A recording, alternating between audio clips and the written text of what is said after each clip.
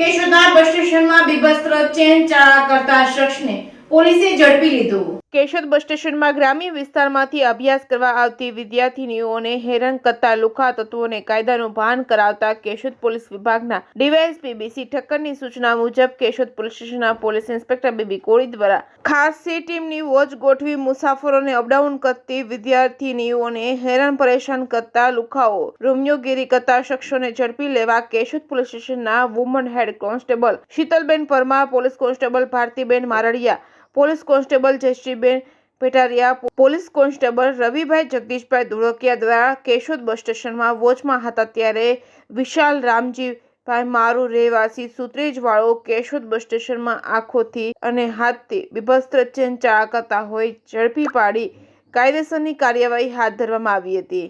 Reporting by Raju Pandya, Keshod.